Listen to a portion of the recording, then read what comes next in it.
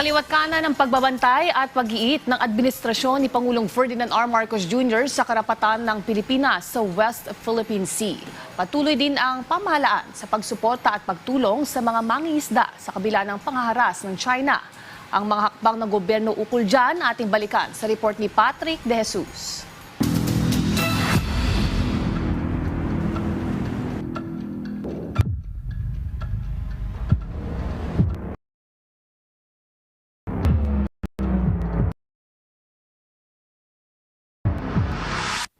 Arbitral Award sa naging sandigan ng administrasyon ni Pangulong Ferdinand R. Marcos Jr. para igiit ang karapatan ng bansa sa West Philippine Sea. Ipinagdiwang ngayong taon ang ika-10 anibersaryo ng tagumpay na ito ng Pilipinas na nagsabing walang pasihan ang 9- ngayon 10- line claim ng China sa buong South China Sea. At its heart, this award is about people. It is about our fisherfolk whose ancestors have cast their nets in these waters for many generations and who deserve to fish in peace, in safety, and with the dignity to feed their own families. It is about our coastal communities whose survival is tied to the health and ecological integrity of our oceans. When we defend the rule of law, we are not merely defending lines on a map. We are defending the lives, the livelihoods, and the future of our peoples.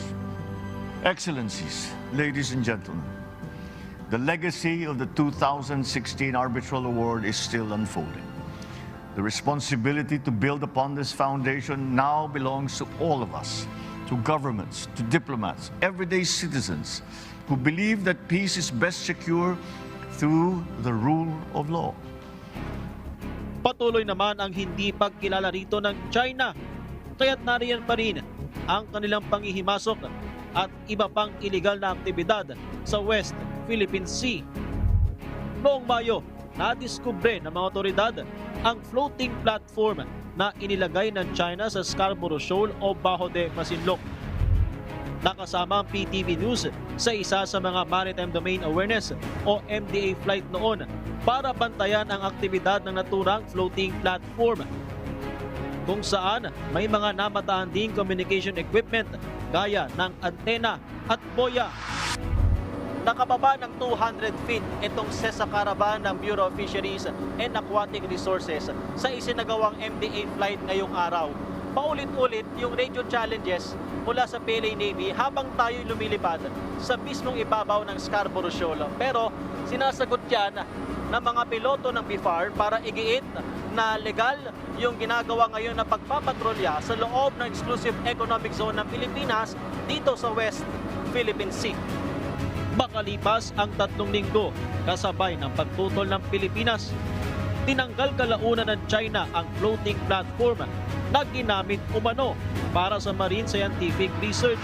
Kung ang ginawa talaga nila is for the conservation or preservation ng environment and for the benefit of the world, it would be a good idea for the Chinese embassy to share with us yung mga data na nakuha nila sa paggawa ng illegal MSR sa Bajo de Masinloc. Nito namang Hulyo sa Ayungin Shoal, nakaengkwentro ng mga tropa ng Philippine Navy ang ilang tauhan ng China Coast Guard na nagtangkang lumapit sa BRP Sierra Madre ng hanggang 20 metro. Malapit-lapit na yan. This is similar to what they did in 2024, June 17, Rore. And yung paglapit ng 2 boats nila, they were taking videos and pictures of BRP Sierra Madre. Alam naman nila na bawal yon, ganun kalapit at mag-video at mag-pictures. So they were already provoking a response from our side. Itinaboy sila ng mga sundalong Pilipino pero naging marahas ang China Coast Guard na namalo ng baton. Kaya't isa sa mga Navy personnel ang lubhang nasugatan sa ulo. Pero hindi lang sa karagatan nagaganap ang laban.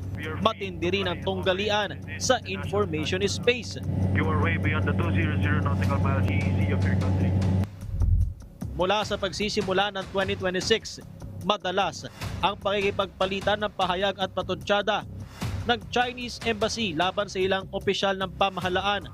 Umabot naman sa puntong inilarawan bilang unggoy ang mga Pilipino sa isang AI-generated video na inilabas ng state-controlled media outlet ng China patungkol sa arbitral award. At hindi lang West Philippine Sea ang tila inaangkin dahil may ilang Chinese scholars ang nagsabing bahagi umano ng China ang Batanes.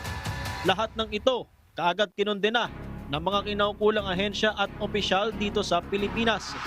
Ganyan nag-uumpisa ang kanilang mga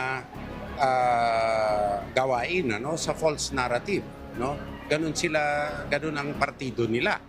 So, seryosohin natin to.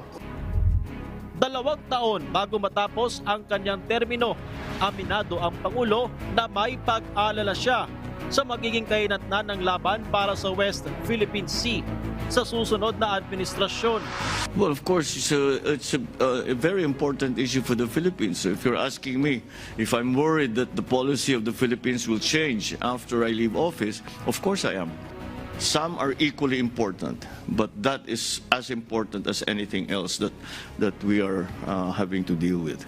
Sa isang survey na may 1,200 respondents noong Abril, 66% ang nagsabing pabor sila sa mga hakbang ngayon ng Administrasyong Marcos Jr.